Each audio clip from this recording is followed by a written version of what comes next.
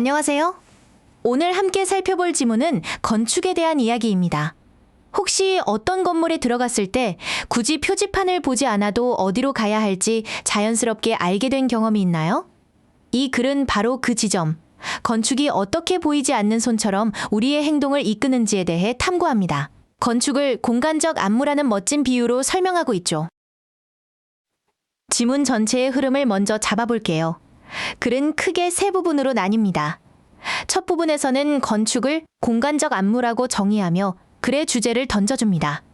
중간 부분에서는 뛰어난 디자이너가 어떻게 사용자의 필요를 미리 파악하고 창문이나 계단 같은 구체적인 예시를 통해 이를 구현하는지 보여주죠. 마지막으로 성공적인 건축은 설명서 없이도 그 쓰임이 드러나며 결국 인간 능력의 확장이라는 결론으로 마무리됩니다. 이 흐름을 기억하면서 문장 하나씩 따라가 보겠습니다. 자, 첫 번째 문장입니다. 여기서 글의 핵심 개념이 등장하죠. 모든 건축 구조물은 스페셜 코리오그래피, 즉 공간적 안무의 한 형태라고 말합니다. 안무가 무용수의 움직임을 미리 짜는 것처럼 건축 공간 역시 사람들의 행동을 유도한다는 의미예요. 이 비유가 글 전체를 이끌어가는 중심 생각입니다. 문법적으로 중요한 부분을 볼게요. 스페셜 코리오그래피, 이 표현 뒤에 나오는 that guides action, 이 표현이라는 표현을 보세요. 여기서 that, 이 단어는 앞에 나온 명사를 꾸며주는 주격 관계 대명사입니다. 행동을 유도하는 안무라고 해석되죠. 여기서 시험에 자주 나오는 포인트는 수일치입니다. 선행사인 코리오그래피, 이 단어가 단수 명사이기 때문에 관계대명사절의 동사도 3인칭 단수형인 guides, 이 단어가 와야 한다는 점 꼭 기억해 두세요. 문장 뒷부분을 보면 주어 스페이스 하나에 동사가 여러 개 연결되어 있습니다. facilitates or prohibits, encourages or prevents, 이 표현처럼요. 이렇게 비슷한 형태의 단어를 나열하는 것을 병렬 구조라고 하죠. 공간이 행동을 촉진하기도 하고 금지하기도 하는 이중적인 역할을 한다는 것을 리듬감 있게 보여주는 효과적인 문장 구조입니다. 두 번째 문장은 this choreography, 이 표현으로 시작하며 앞 문장의 핵심어를 그대로 이어봤습니다.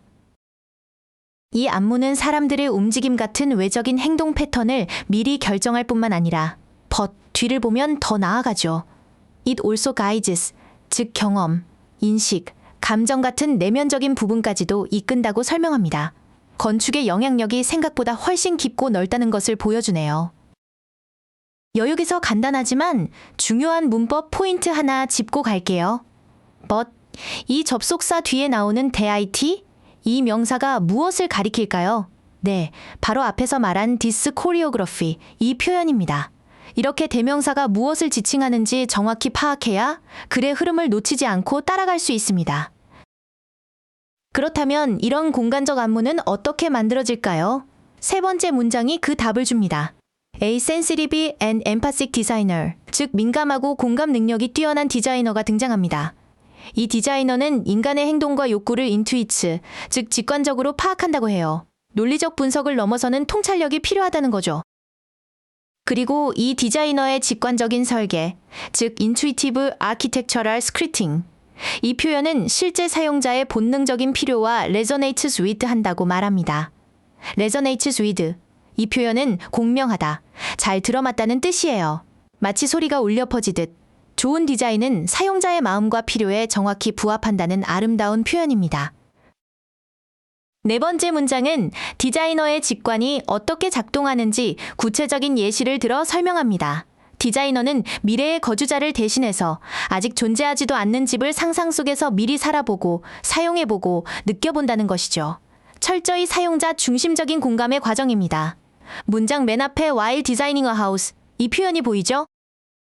이것은 원래 while the designer is designing a house, 이 부사절이었는데 주절의 주어와 같아서 주어와 비동사를 생략하고 간결하게 만든 분사구문입니다. 설계하는 주체가 주절의 주어인 the designer, 이 표현으로 동일하기 때문에 이렇게 쓸 수 있는 거죠. 능동의 의미라 ing 형태를 썼다는 점도 확인해 두세요. 다섯 번째 문장부터는 더 구체적인 예시가 나옵니다. 바로 창문 이야기죠. 잘 놓인 창문은 어디에 위치할까요? 바로 거주자가 정원을 내다보고 싶어 하는 바로 그곳, 또는 햇빛이 필요한 바로 그곳에 있다는 겁니다. 디자이너의 예측이 사용자의 실제 필요와 정확히 맞아떨어지는 순간을 보여줍니다.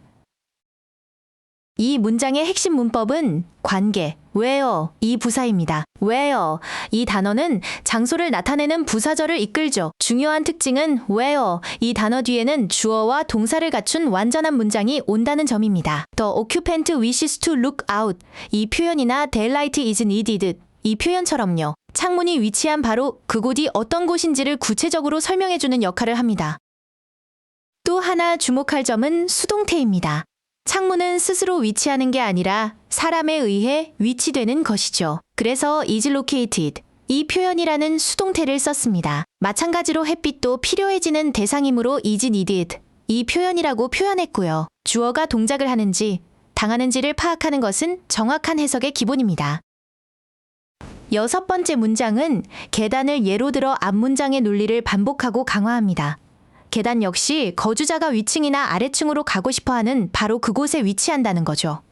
창문과 계단, 이 두 가지 예시를 통해 좋은 건축은 사용자의 필요를 얼마나 정확하게 읽어내는지를 명확히 보여주고 있습니다.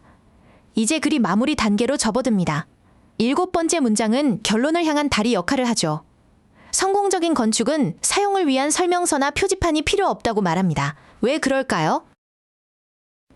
건물이 스스로 자신의 구조와 사용법을 드러내기 때문입니다. 이것이 바로 이 글이 말하는 직관적인 설계의 최종 목표점이죠. 문장 중간에 있는 as, 이 접속사에 주목해 봅시다. as, 이 단어는 할 때처럼 등 뜻이 많지만 여기서는 because, 이 접속사처럼 이유를 나타냅니다. 설명서가 필요 없는 이유가 바로 as 뒷부분에 나오죠. It reveals its very structure and use, 즉 건축물 자체가 그 구조와 용도를 드러내기 때문이라는 겁니다. In a wordless manner, 말없는 방식으로요. 마지막 문장입니다. 글 전체를 아우르는 강력한 결론이죠. A profound building, 즉 심오한, 깊이 있는 건물은 인간의 신체적, 정신적 행동과 능력의 익스텐션, 즉 확장이라고 정의합니다. 좋은 옷이 내 몸의 일부처럼 느껴지듯 좋은 건축은 우리의 능력을 더 멀리 뻗어 나가게 해주는 도구이자 파트너가 된다는 의미입니다. 글을 마무리하며 핵심 어휘들을 다시 짚어보겠습니다. 가장 중요한 단어는 역시 코리오그래피, 안무였죠.